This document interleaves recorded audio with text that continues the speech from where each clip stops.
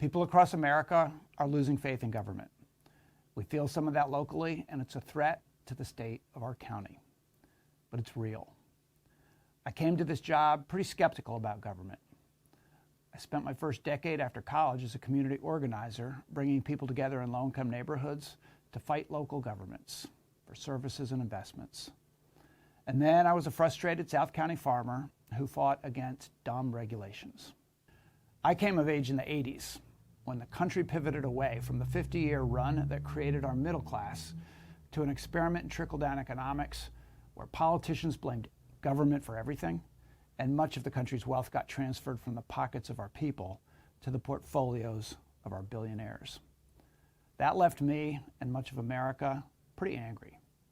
Becoming county executive and serving for the last 7 years has not changed my views, but it has changed my strategy. My work with an extraordinary group of public servants in a 600,000 person community that is a microcosm of America has shown me a way forward. We can heal from our anger and even from our trauma by doing two things. One, we must demonstrate over and over again that government is capable of delivering solutions, that it's efficient and it is effective. And two, we must engage our residents in our work. We must be inclusive. The state of our county depends on our progress on these fronts, and I believe that the state of our county is strong. We knew when I took office that it would take money to deliver the quality of government that we'd need. Politicians who had led our county in recent decades got elected promising tax cuts over and over again. So our property and income tax rates were the lowest in the region by far. The budget office showed us what those rates would pay for, and it wasn't enough to do what we'd promised. So we did community engagement. We invited our residents to 7 budget town halls, 1 in each council district, and we included their council member. Residents demanded very expensive things, like raises for their teachers, their police, and their firefighters. When we raised our income and property tax rates that year, nobody was surprised. We kept them the lowest in the region, but we created enough revenue to pay for the things that people had asked for. State law wouldn't let us target those increases to high-income earners or to protect the folks earning less. So we went to the General Assembly, got the law changed, and made our taxes more progressive. Today, only our highest earners pay the income tax rates of our neighbors. The rest of us pay less. Our county's newfound fiscal strength earned us 3 AAA bond ratings for the first time in our history, a trusted sign that our government is efficient and our economy is strong. We'd asked a lot from our residents, and we needed to show them results. So we created Open Arundel, a system whereby the public can monitor progress on every agency's performance metrics. We also expanded constituent services to include a community engagement function. And we moved our land use permitting to an online platform so that residents, builders, and regulators can hold one another accountable. As we worked to create efficiencies in the delivery of government services, we engaged the people who know how the systems actually work. Too often, newly elected politicians fire those very people and replace them with politically loyal rookies. That only works if your goal is to destroy the agencies. The key to the efficiency and effectiveness of Anne Arundel County government today is the fact that we have been able to hire, train, and keep good people. And that was made possible by a combination of competitive pay and benefits and a sense of mission in the workplace. Good people stick around because public service in the company of other good people is fulfilling. But that's not enough. Regardless of how efficient a local government becomes, its operations will always be under attack at election time. So we ask our public servants not only to do their work more efficiently, but to take the time to engage with residents, even when those residents are not trained in the subject matter. And they do it because they know that they work for the people. It's town halls, public hearings, educational programming, social media, tabling at events, and regular meetings with advocacy groups. We've got Engage Arundel, the Nonprofit Center, Arundel TV, the Budget Buddy, Open Arundel, 70 advisory committees, and a completely reworked aacounty.org with entry portals to match every issue and concern that we can think of. All we need to make it succeed and to ensure that it continues beyond my time in office is for you and your neighbors to participate. Let's get back now to the essential government functions, starting with public safety.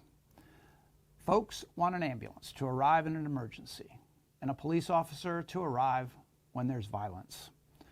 They want laws enforced and dangerous lawbreakers kept in custody. We've invested heavily in Anne Arundel County, increasing our overall budget for police, fire, sheriff, and detention by 69% since I took office. And we have professionally trained and well-managed agencies doing the work. We've improved facilities, we have better compensation, more personnel, and new technologies that allow us to deliver more protection for our residents than ever before. But the politics of our times, the politics of division, instills fear, deliberately. Even when crime rates are dropping, as they are now, people feel less safe and demand more protection. Demand for more of our tax dollars to be spent on public safety will continue to grow unless we effectively address the social determinants of violence, things like poverty, hate, and mental health. I believe that our new violence interruption programs, our efforts to house and employ residents returning from incarceration, our addiction prevention and recovery work, and our youth engagement work are the key to long-term public safety. And those will only work with economic policies that grow our economy and leave no one behind. Another essential function is education. When I ran for office in 2018, the Anne Arundel County Council was chaired by a man who believed that public education was a communist plot, so he refused to vote for any budget that funded our schools. But the people of our county, particularly our teachers, parents and grandparents, and students, saw things differently. They mobilized to remove elected leaders who had neglected our schools, and we all got to work. Our county council, our board of education, and our advocates. We made good on unpaid back step increases and expedited a minimum starting teacher salary of $60,000. Today, our teacher vacancies are below pre-pandemic levels and among the lowest in our state. We built or renovated 3 high schools, 1 middle school, and 11 elementary schools. We've also completed major additions on 11 more schools, and the final 3 in our old mill master plan are funded and in design. We fully embraced the blueprint for Maryland's future and now have 47 community schools, a robust career coaching program, and a top national educator as our superintendent. Student achievement is up in our highest poverty schools and across the board. More students are enrolled in AP classes and AP scores are up. We're also state leaders in the up-ranking of our schools this year. And Anne Arundel Public Schools were voted the most envied in the DMV region by Test Prep Insight. That's a big reason why businesses want to operate and people want to live in Anne Arundel County these days. I'm running out of time. 1 year left, and they're telling me to wrap up this speech. Time for finishing what we started, rapid fire. You ready? Affordable housing is finally happening with the new Housing Trust Fund, a half dozen major bills to incentivize production and quadrupling the pipeline of affordable units. But it's not enough. Got to get the state to modernize septic capacity standards to allow more accessory dwelling units. Got to get housing into the Meyer building in Crownsville. Got to get our deals done at Odenton, Mark Station, and Cromwell Station. And got to get started at Laurel Park and Belgrove Landfill. Progress is underway on all aspects of our Move Anne Arundel multimodal transportation plan. In fact, we just set a transit ridership record in October. But we got to get the Broadneck, South Shore, and Annapolis connection trails done. Got to get shovels in the ground on Route 2, 3, 214, 170, and I-97. And we got to grow our transit offerings. We've accelerated land preservation and park improvement projects, but we've got to close on the Saltworks property north of Annapolis Mall and Glebe Heights on the South River.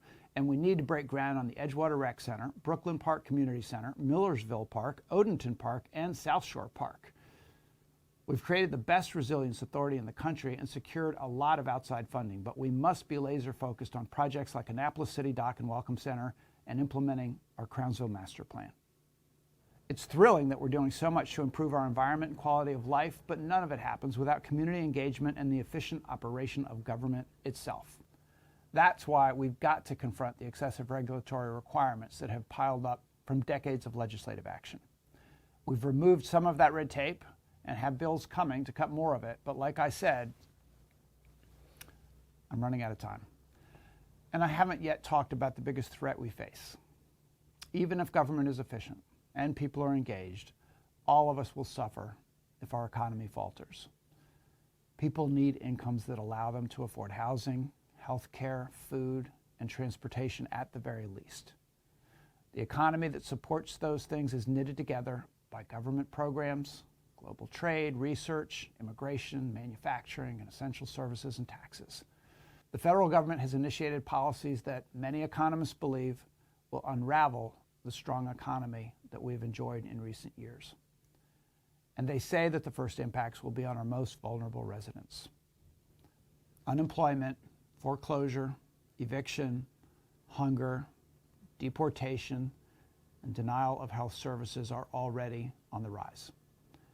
When the harshest cuts in Congress's One Big Beautiful Bill Act take effect after the 2026 midterm elections, those things will accelerate. Our Office of Emergency Management has launched what I believe is the first in the nation Federal Disaster Preparedness and Recovery Work Group, an interagency effort to monitor impacts and protect residents, just as we did during COVID. That effort has $10 million to invest this year, and its first funds were released to supplement food distribution during the suspension of SNAP benefits. As we gather our residents for budget town halls during January and February, I expect to hear more about the hardship being faced by our neighbors, and suspect that our next budget will reflect those pleas for help. That is ultimately why local governments exist, to protect our people, to improve the health and wellness of our communities, and to ensure that opportunity is available to all. So despite all the angry rhetoric encouraging us to blame our public institutions for the challenges we face, we in local government persist. We persist because our values demand it of us. We serve our neighbors, and that will never change. And that is why I am able to say on this day that the state of our county is strong.